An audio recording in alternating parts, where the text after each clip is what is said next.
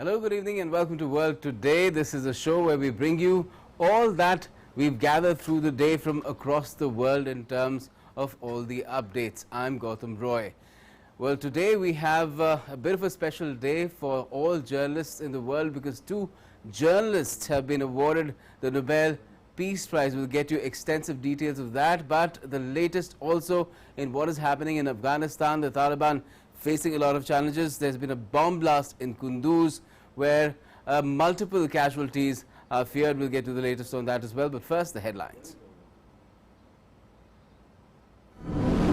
Multiple casualties are feared as a bomb blast targets a Shiite mosque in the Afghan city of Kunduz. Taliban spokesperson Zabiullah Mujahid says unknown number of people have been killed and injured.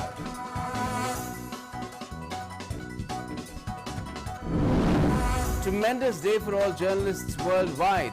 Philippines' Maria Ressa and Russia's Dmitry Muratov honored with the Nobel Peace Prize. The award committee says it's for their efforts to safeguard freedom of expression, which is a precondition for democracy and lasting peace. The UN hails the decision, says the award is for all journalists fighting for truth and justice globally.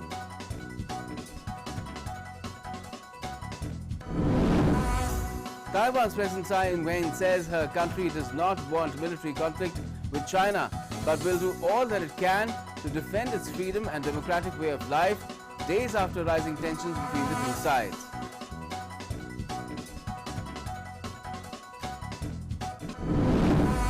Startling revelations in a U.S. Senate Judiciary Committee report about how Donald Trump tried to subvert democracy after his defeat in the 2020 presidential elections. It brought the U.S. Justice Department to the brink of chaos, prompting top officials there and at the White House to threaten to resign.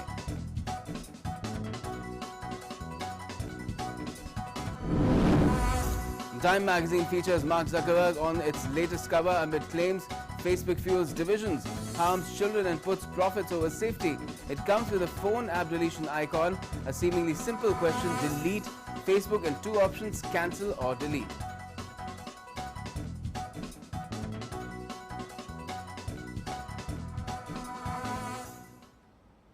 Let's first get you the big news of the hour, which is all about what's happening in Afghanistan.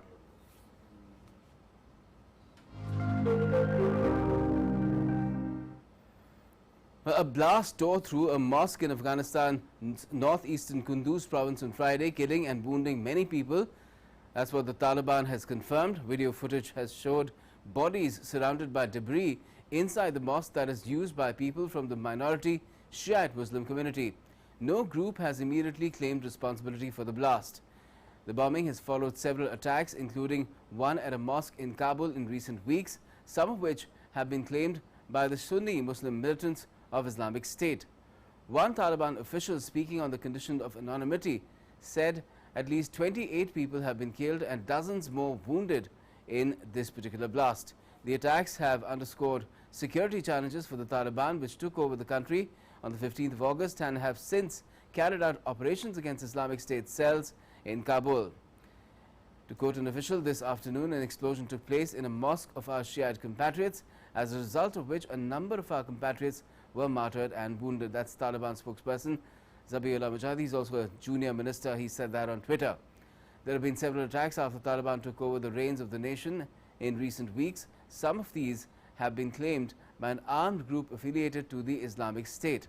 The Taliban leadership has been grappling with a growing threat from local Islamic State affiliate known as the Islamic State in Khorasan. The IS has also targeted Afghanistan's religious minorities. Kunduz is a key transit point for economic and trade exchanges with Tajikistan. Shiites make up roughly 20% of Afghanistan's population. Many of them are ethnic Hazara community, a group that has been heavily persecuted in Afghanistan for decades.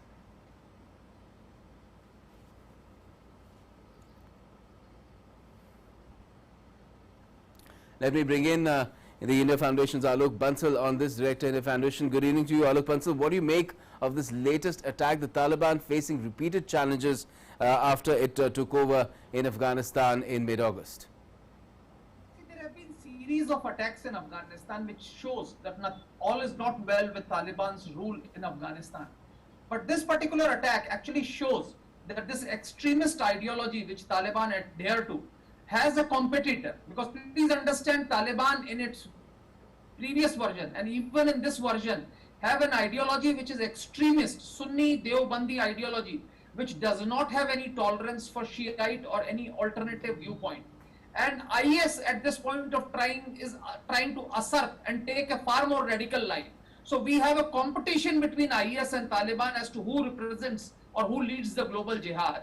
And consequently, Taliban is not in a position to even mellow down its posturing, even though they have captured power.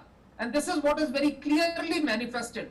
Almost over 100 people are killed in Kunduz, which is actually a very, very significant city, because it is a northern city on the borders of Tajikistan, but a Pakhtun-dominated area, which is very strange, because generally North Afghanistan is dominated by minorities. But Yes. Kunduz has been an exception, and consequently we have seen in the past, there have been serious battles fought for Kunduz between Taliban and the previous government.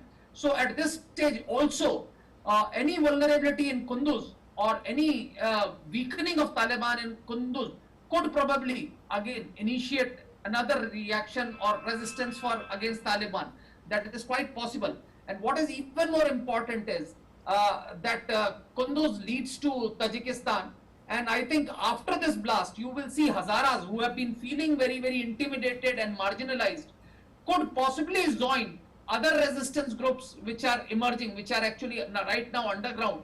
So you could probably see in due course viable opposition emerging against Taliban. And Yes. if we see, just a few days back, there was a blast in Jalalabad where again the Taliban were attacked. So we will keep seeing this sort of attacks. And I think these shows the weakness within Taliban ranks.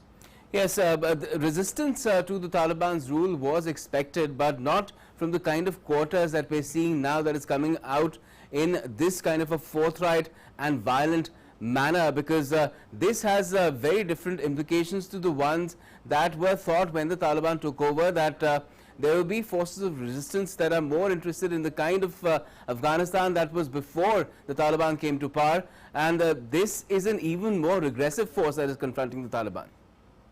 See, the problem, this is what is the problem, because Taliban, when they were in Doha, they made so many assurances.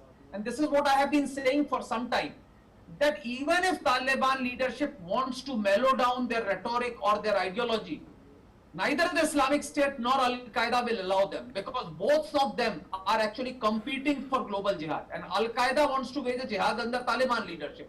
And Islamic State wants to say that they are the genuine outfit which would lead the global jihad.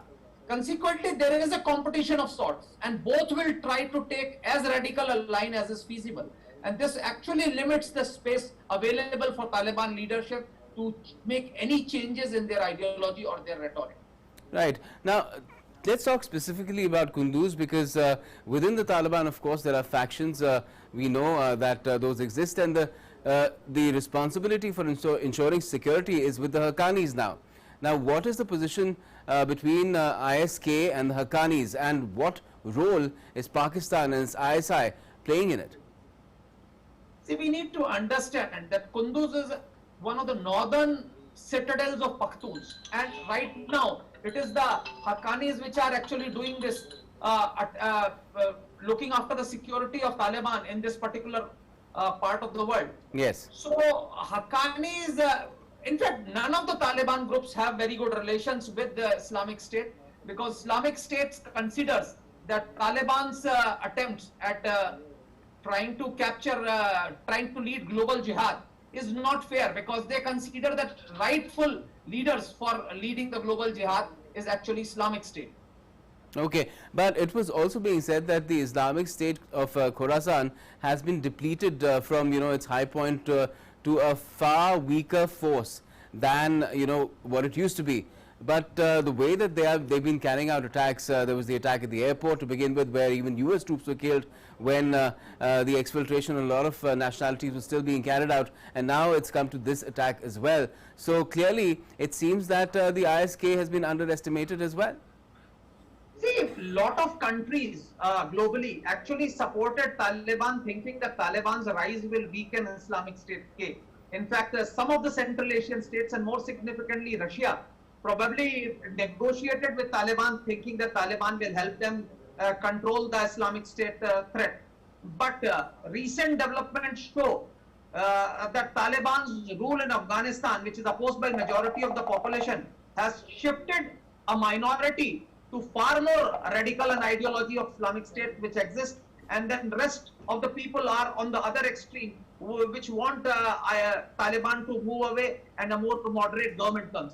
So Taliban has opposition on both sides, on a far more radical agenda by Islamic State and on far more moderate stance by the forces that actually were ruling Afghanistan in the past. So we are going to see a contestation in Afghanistan, and it shows that Taliban is on a weaker wicket because Pakistani ISI is trying to mask them into a moderate version. They are trying to create a facade so that the global community accepts it, because as of now, no one in the global community has accepted. So Taliban has made certain statements. In fact, this statement saying that our Shia compatriots, this statement itself was actually would have been unthinkable in the earlier version of Taliban. So this is actually being made at somebody's insistence, trying to project to the global community that they are moderate. And the Islamic State attacks show that the limitations that Taliban have of trying to moderate their stance, because there is somebody already available.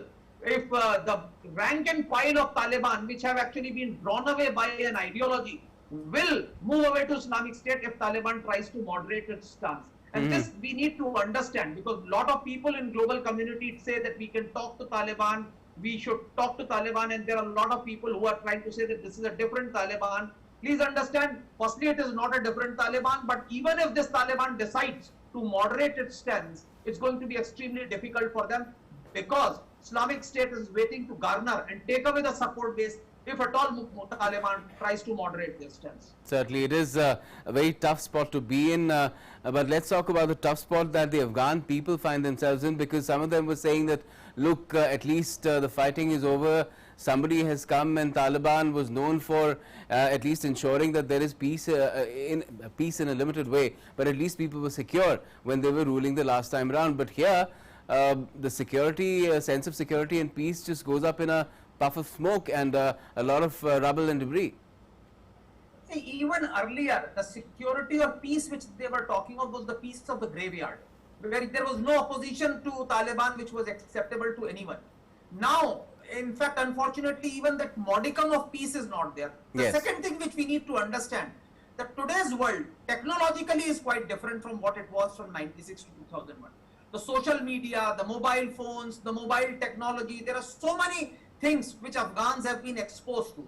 Consequently, happenings within Afghanistan get transmitted to the external world, and also it is feasible to mobilize people to this particular sort of an idea. Any resistance or any development in Afghanistan gets transmitted. And Islamic State is known for doing it using social media. Consequently, it's going to be very difficult for Taliban to mask or to keep pretending that they have been they have succeeded in bringing peace to Afghanistan, which looks very, very unlikely. And lastly, what does it mean for the international community? Because they were also looking to at least at some level engage with the Taliban, not recognizing it, but at least ensuring that there is humanitarian aid reaching the people, and those people who need to travel between different countries are able to do that. We've seen that in our own case, in India's case. But if the situation remains unstable and there is a security threat all the time in any part of Afghanistan, then it does look very difficult for this sort of a thing to move forward. See, in fact, one of the very important lesson that needs to be drawn from these blasts is that it is better for international community to disperse aid directly rather than dispersing it through Taliban, because that would either strengthen Taliban, and the forces that are opposed to Taliban will target that aid distribution mechanism. So as far as the international community is concerned, it should shun trying to negotiate or do anything that would give de facto or de jure recognition to Taliban. It will be better those countries which have their still personnel in Afghanistan to try and disperse this aid through non-governmental organizations or other organizations which are not associated with the government, maybe through mosques or religious places that aid could be dispersed, but not through the Taliban, because that could be targeted, and that would also provide some sort of legitimacy to Taliban. Right, right. And I think that is being done to a certain extent, and more of it needs to be done. Thanks a lot for the moment to talking about this situation in Afghanistan, where a blast has been reported. That's the freshest bloodletting that has happened in Kunduz in Afghanistan. Moving on now, Philippines journalist Maria Ressa and we have Russian journalists as well, Dmitry Muratov, have won the 2021 Nobel Peace Prize. The Norwegian Nobel Committee decided to award the Nobel Peace Prize for 2021 to Maria Ressa and Dmitry Muratov for their efforts to safeguard freedom of expression.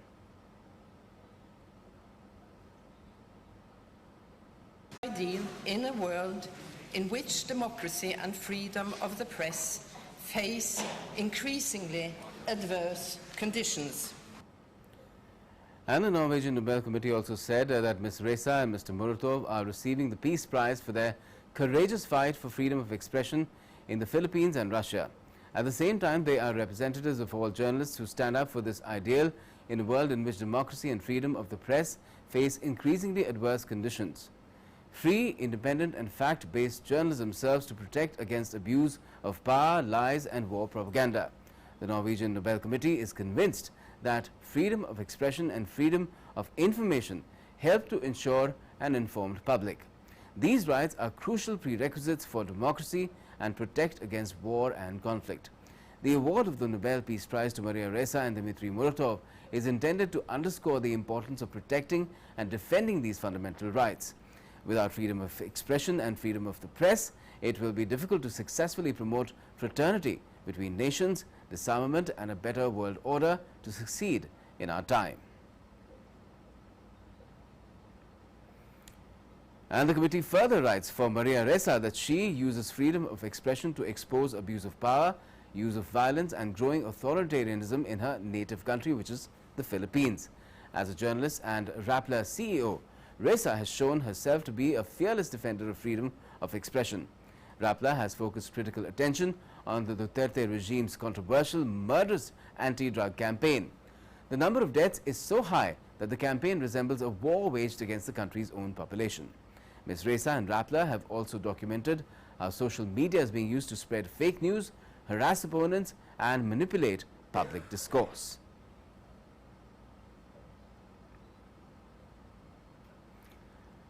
And as for Dmitry Muratov, the committee has said that Dmitry Andreevich Muratov has for decades defended freedom of speech in Russia under increasingly challenging conditions. In 1993, he was one of the founders of the independent newspaper Novaya Gazeta.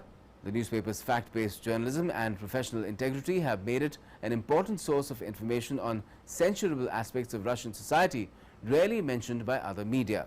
Since its startup in 1993, Novaya Gazeta has published critical articles on subjects ranging from corruption, police violence, unlawful arrests and electoral fraud. Novaya Gazeta's opponents have responded with harassment, threats, violence, even murder. Since the newspaper's founding, 6 of its journalists have been killed. Despite the killings and threats, Editor-in-Chief Muratov has refused to abandon the newspaper's independent policy.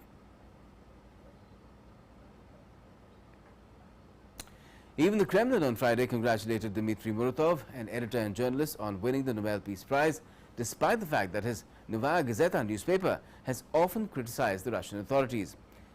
We can congratulate Dmitry Muratov, Kremlin spokesperson Dmitry Peskov told reporters. He added that Muratov persistently works in accordance with his own ideals. He is devoted to them. He is talented. He is brave.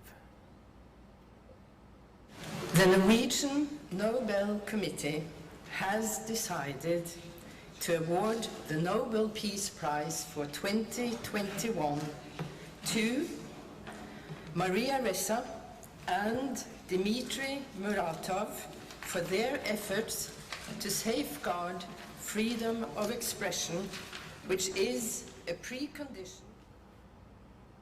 And the United Nations has also congratulated both the winners with very laudatory words. The Norwegian Nobel Committee has decided to award the Nobel Peace Prize for 2021 to Maria Ressa and Dmitry Muratov for their efforts to safeguard freedom of expression, which is a precondition for democracy and lasting peace.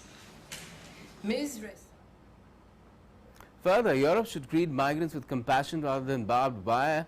That's Tanzanian writer Abdul Razak Gurna, who won the 2021 Nobel Prize in Literature on Thursday. Gurna, who explored the legacies of imperialism on uprooted individuals in his books, said he was so shocked when he was phoned by the Swedish Academy to tell him of the prize that he thought it was a cold caller.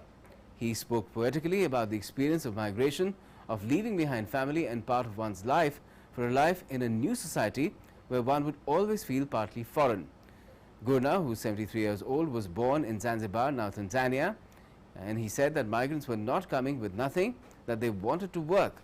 He expressed amazement at the resolution and courage of those who travelled so far to escape their own countries for a new life, adding that millions of Europeans over centuries left their homes for precisely that reason and invaded the world for precisely that reason. Europe, he said, should rethink its approach to migration. He also told Reuters he felt the British government seemed nasty about those seeking asylum.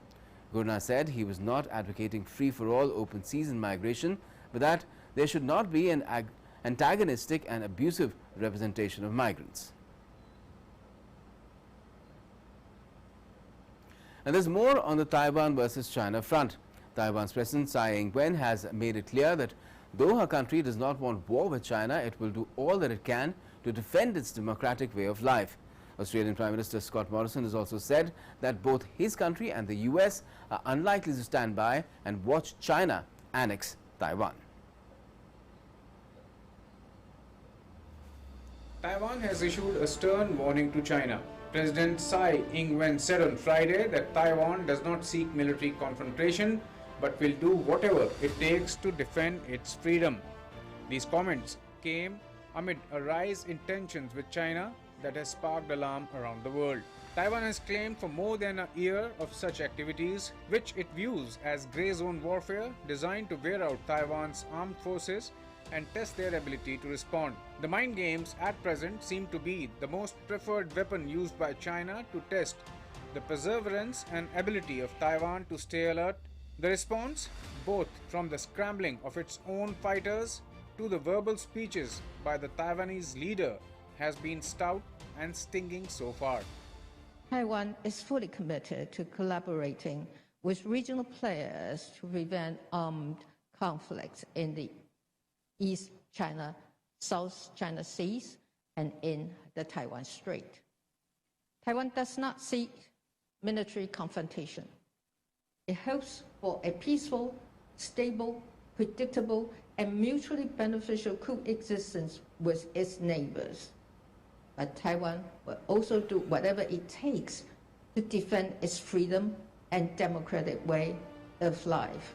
Former Australian Prime Minister Tony Abbott has also condemned China for its aggressive actions aimed not only at his country but also Taiwan. He said that he did not believe that neither the United States nor Australia could sit by and watch China swallow up Taiwan.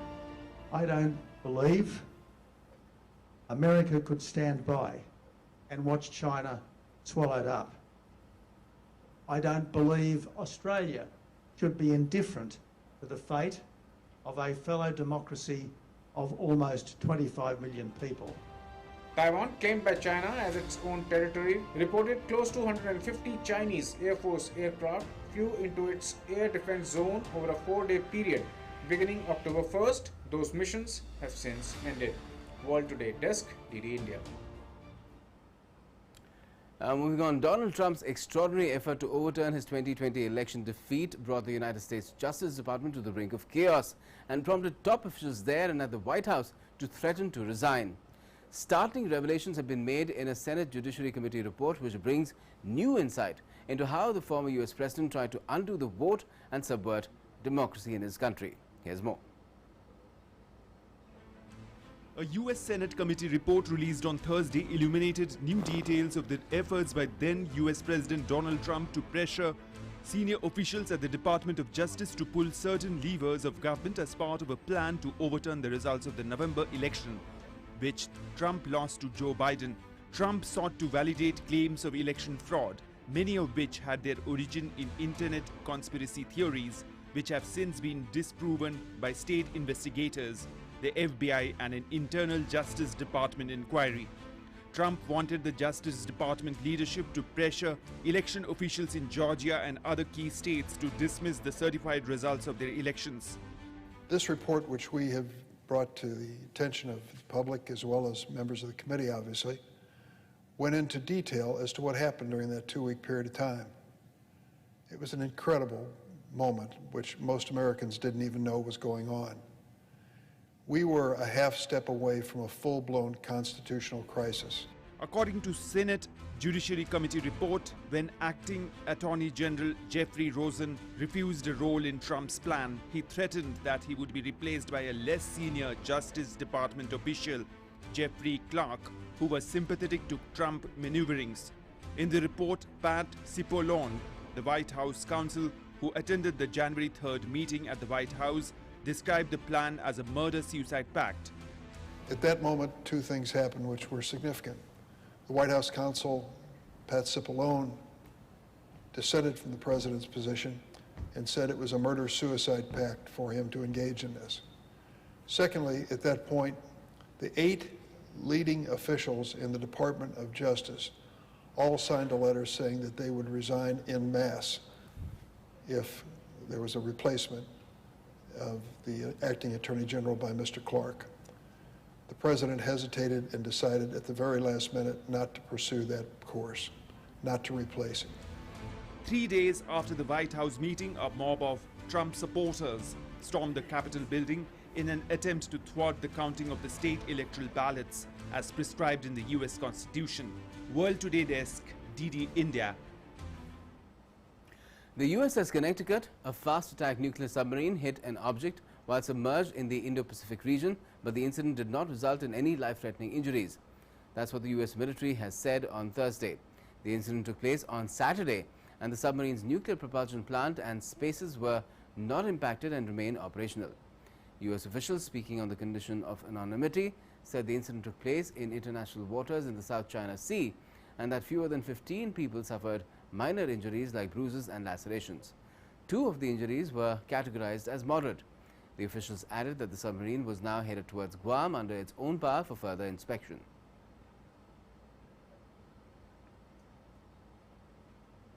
US President Joe Biden has traveled to Illinois to encourage people to get the COVID-19 vaccine. The visit was part of the Biden administration, which has been struggling to contain the spread of the virus. Last month, the US President ordered all federal workers and contractors to be vaccinated. However, a large number of the nation's population refused to accept free vaccines that have been available for months.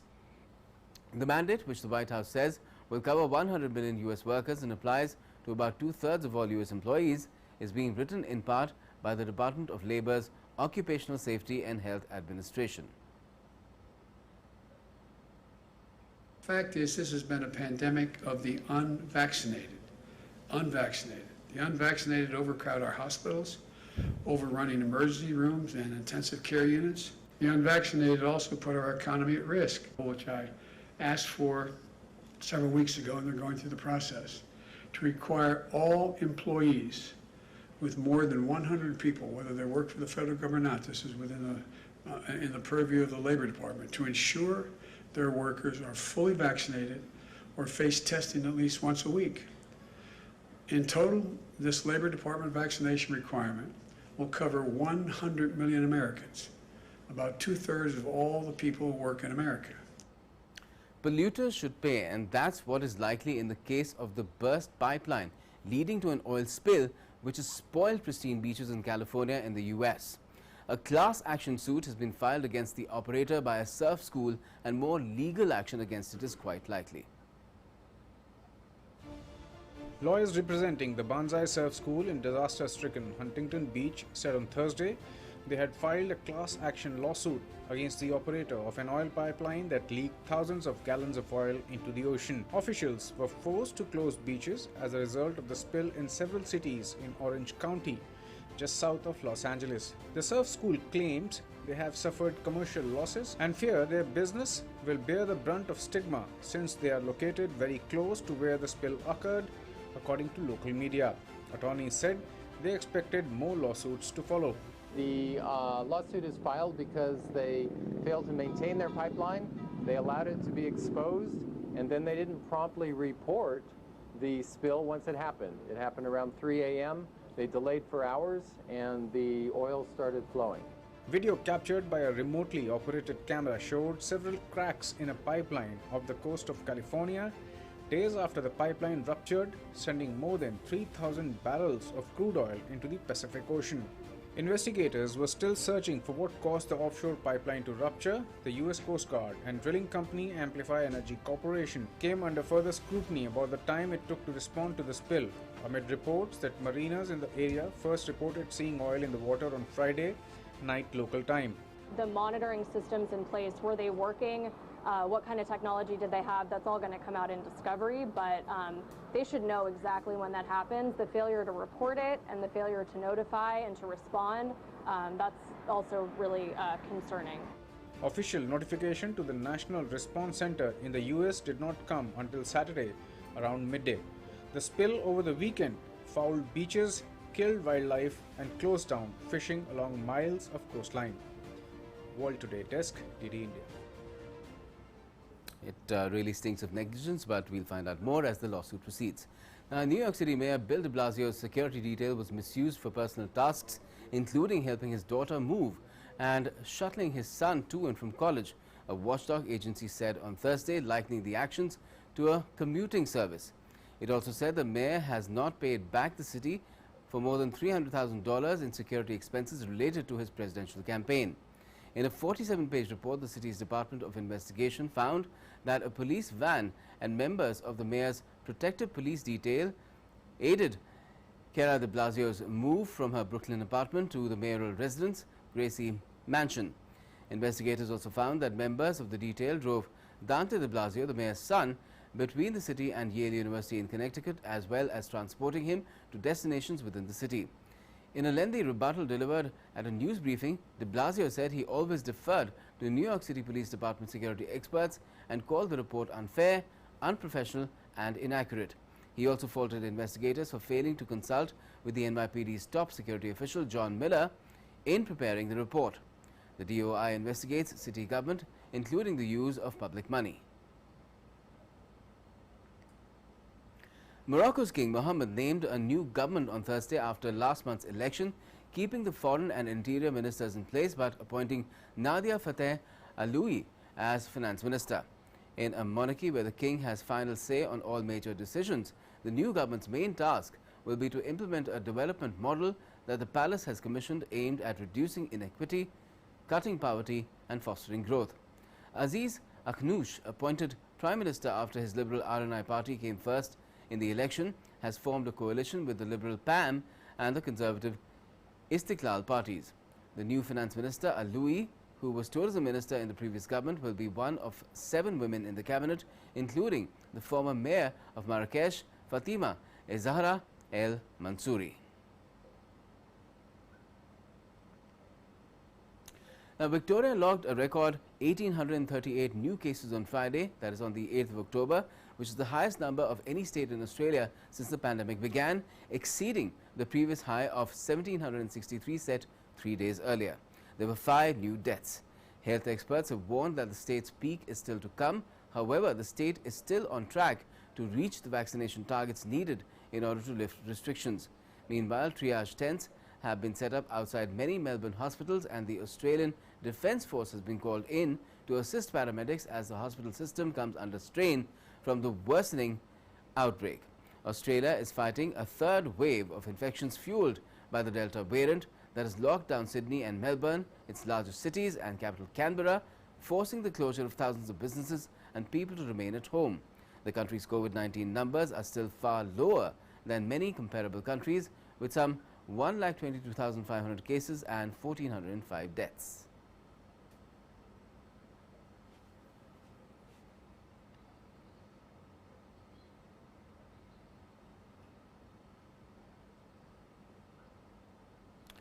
UN Secretary General Antonio Guterres has appealed for $8 billion to equitably vaccinate 40% of people in all countries by the end of the year.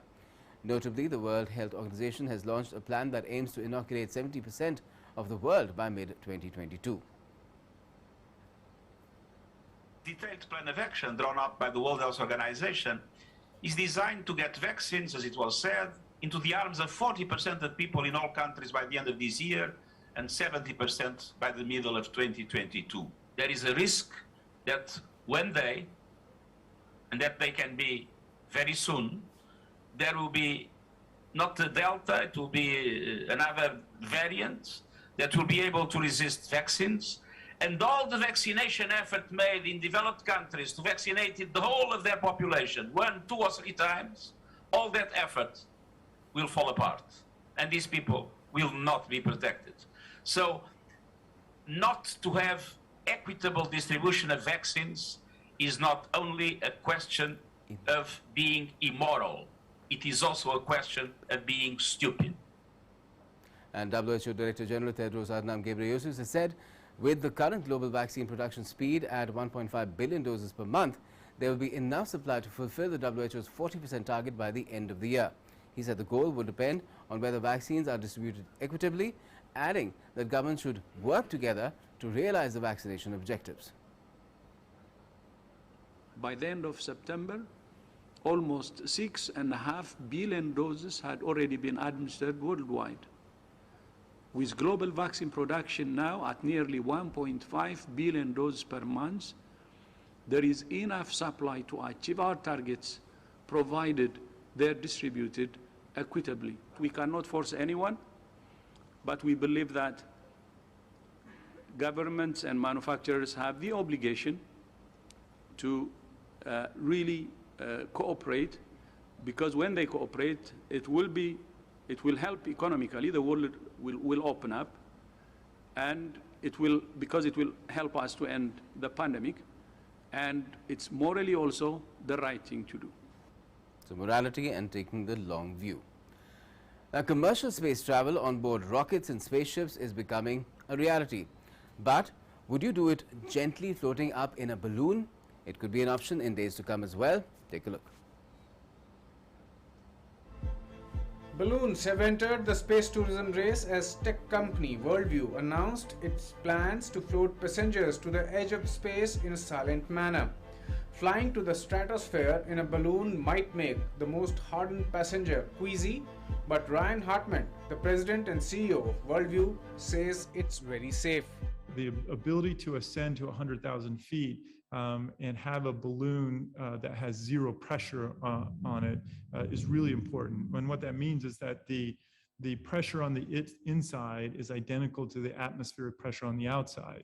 And that being the case, you know, if you have a hole in the balloon, it's not like it's going to pop or anything. It's not going to have any kind of massive impact. In fact, a hole in the balloon is not going to affect the performance of the flight for hours, if not days. Unlike hot air balloons, which rise using hot air, the space balloon is filled with helium, which expands the balloon as it gets higher, which gives passengers a steadier uplift. I think what people are going to be most surprised about is just how gentle it actually is, right? And just how peaceful it is when you're ascending at 12 miles per hour, and you're slowly seeing the view expand. You know, I don't think there is a more peaceful way to rise above the planet. One of the things Hartman is most proud about is the company's eco-friendly approach to space travel. Our technology is a way to do this that is also earth-friendly, right? So it's one thing to blast off to the edge of space in a rocket and view the Earth. I don't believe you're having a net positive contribution to a healing planet. The Worldview voyages will begin with passengers being able to see the wonders of the world from space. However, the capsule attached to the balloon also allows the passengers to look up and out into the space. Whereas other space tourism companies like Virgin Galactic and Blue Origin are offering seats for over $200,000, Worldview is offering tickets at $50,000. The one element that the balloon experience won't give passengers is the weightlessness. Worldview have already begun taking deposits of $500 for those interested in the balloon capsule, and flights are set to begin in early 2024. World Today Desk, DD India. So you will float up, but you won't float in space. Well, Time magazine has featured Mark Zuckerberg on its cover in its latest issue amid claims Facebook fuels division, harms children and puts profits over safety. The cover photo comes with an illustration of a phone app deletion icon and a question, delete Facebook, with two options, cancel or delete. Whistleblower Francis Hung has accused Facebook of deliberately promoting harmful content just to encourage engagement at all costs to maximize profits. Nigerian security agents launched an operation against kidnappers and rescued 187 people who had been abducted by armed gangs in the northwestern state of Zamfara. Zamfara has been at the center of violent kidnapping by heavily armed bandits since December last year. Kidnappers have targeted schools, villages and people traveling on highways for ransom. The government last month shut telecommunication services in Zamfara and other states to disrupt coordination among the gangs.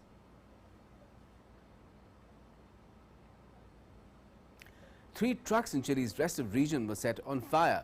This is the latest incident in an ongoing dispute between the locals and industrial workers in the area. The attacks took place in the Araucanía region, with one driver reportedly left with minor injuries. Another truck reportedly was shot at with blanks. The south-central Araucanía region has long been convulsed by a simmering conflict between the indigenous Mapuche and the Chilean government. The Araucanía, where the Mapuche population is concentrated, has one of the highest poverty rates in Chile. Members of the Mapuche indigenous group have long-standing disputes with companies in the area, mainly forestry, and the state in demand for restitution of ancestral territorial rights. Twilight Saga series star Kristen Stewart is winning rave reviews for her portrayal of Britain's darling royal princess Diana in a film called Spencer. The movie is set over 3 days when Diana had to be at Sandringham House for a Christmas gathering with the royal family as her marriage with Prince Charles was on the rocks. Some are saying Kirsten could even have a shot at the Oscars. Here's a peek. American actress Kristen Stewart premiered drama Spencer at the London Film Festival on Thursday, saying she was excited to bring her portrayal of the late Princess Diana to British audiences. The 31-year-old has won rave reviews for her performance in the film. Your Royal Highness. Mummy! Family are all gathered in the drawing room. They are waiting. Set over 3 days, it follows Diana as she reluctantly heads to Sandringham House for a Christmas gathering with the British royals as her marriage with Prince Charles crumbles. I'm excited to bring it home. Gosh, we came at this with such love. Even if everyone hated it, it would be okay because we really did just put everything we had into it, and we love her so much and just wanted to understand her and sort of fantasize about her for an hour and a half. You know, I hope everyone likes it. I mean, I hope everyone loves it like as much as we love her. Mummy, what's happened to make you so sad? Well, here, in this house, there is no future. Past and the present are the same thing. Spencer paints Diana as increasingly isolated from members of the royal family and desperate to free herself from stifling traditional rules. It also shows her close relationship with her sons, Prince William and Harry. I didn't want to do a biopic because I think that's impossible. And so I wanted to pick it's almost like looking through a keyhole to see everything. So it's taking the micro to see the macro. So I just wanted to take a period of time where everything was pressured on her, and you know, it's Christmas with the family, which we've all done and we've all hated and we've all suffered, and so I think we can share the experience with her. Directed by Chilean filmmaker Pablo Larraín, Spencer first screened at the Venice Film Festival last month, with some critics touting Stewart, who rose to global fame in the Twilight Saga movies, for Best Actress Oscar nomination. The London Film Festival, which runs until the 17th of October, has seen a return to the red carpet premieres this year, following a mainly virtual event last year due to the COVID-19 pandemic. World Today Desk, DD India. And now UEFA Nations League updates. World champions France recovered from 2 goals down to beat Belgium 3-2 in a thrilling semi-final with a last-minute strike from Theo Hernandez, securing a place in Sunday's showpiece match against Spain. In a crazy end to the game on Thursday night, Belgium thought they had won 8 minutes earlier, but Romelu Lukaku's late effort was ruled out for offside by the referee. Details in this report. World champions France recovered from 2 goals down to beat Belgium 3-2 in a thrilling Nations League semi-final on Thursday, with a last-minute strike from Theo Hernandez securing a place in Sunday's showpiece match against Spain. In a crazy end to the game, Belgium thought they had won the pulsating contest minutes earlier, but Romelu Lukaku's late effort was ruled out for offside by VAR. Certainly, because as I said, one of the best, if not the best team in the world, in the Europe, in front of us. So you have to recognize the quality, the strength of this Belgian team. But despite everything, and all the more so in a situation, it's happened before. I've already seen it. It's complicated, but there is quality in the French team. But there is also this pride, this self-respect, this character, and when that doesn't go the opposite way, there you go. Obviously in this match, the scenario is smiling on us. It's part of some great moments. You have to appreciate it. I'm very proud and very, very happy for my players for this match. After Spain's impressive and inspiring victory over European champions Italy on Wednesday, this was another night of top-quality football in a competition that was in a danger for being forgotten amid the post-COVID calendar crush. France were on the top and searching for a winner, but 3 minutes from the end of normal time, Lukaku looked to have won it for Belgium. But the goal was ruled out by VAR for offside.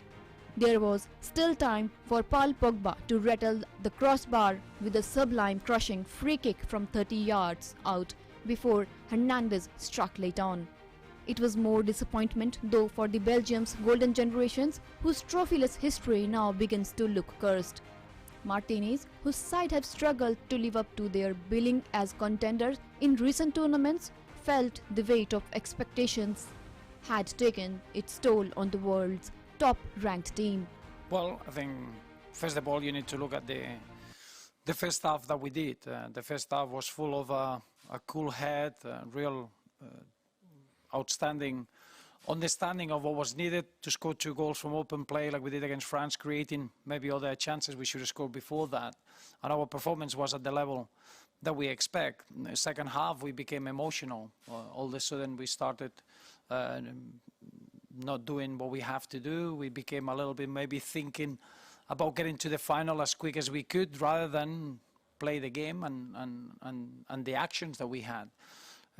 We allowed France to come back in, and that's a real disappointment that we have. Then obviously we showed even great tenacity to get back and score another goal that it was disallowed, all the small margins, but at that point you feel that the cruelty of conceding a goal in the 91st minute and the big calls that they never went our way, it could have been all avoided if we would have started the second half in the way that we played the first half, and that's a real disappointment.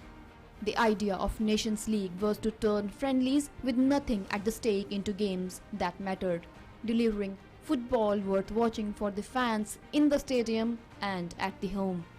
And the goals have certainly been met this week.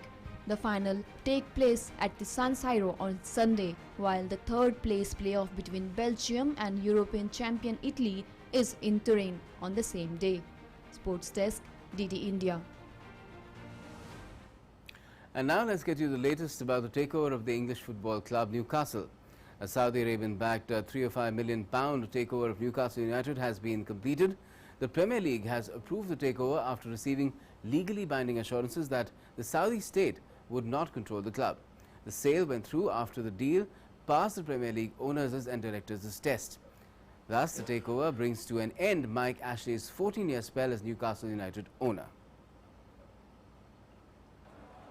The Premier League announced on Thursday that the Saudi-led takeover of Newcastle United has been approved. In a statement, the Premier League said The Premier League, Newcastle United Football Club and St. James Holdings Limited have today settled the dispute over the takeover of the club.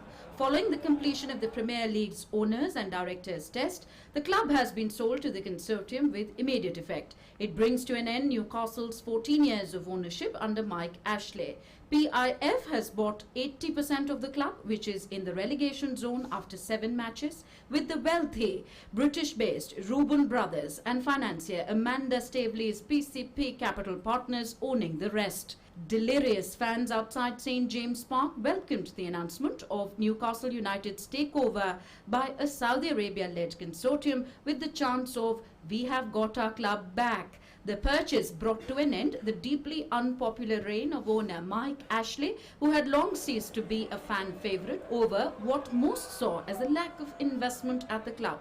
In a letter addressed to the new owners, the chair of the Newcastle United Supporters Trust, Greg Tomlinson, said that for the first time in many years, fans believed that their desire for an ambitious Newcastle could now become a reality. The takeover ends the 14-year ownership by British retail tycoon Mike Ashley, who has been widely viewed as a figure of scorn in the one-club city. His ownership has been marked by chronic underinvestment in the playing squad, his use of Newcastle as a vehicle to promote his business interests, and of general lack of ambition despite the club attracting regular home crowds of more than 50,000. Newcastle has not won a major trophy since the 1955 FA Cup, and its last league title was in 1927. Sports Desk, DD India. And it's time now to take you beyond the headlines.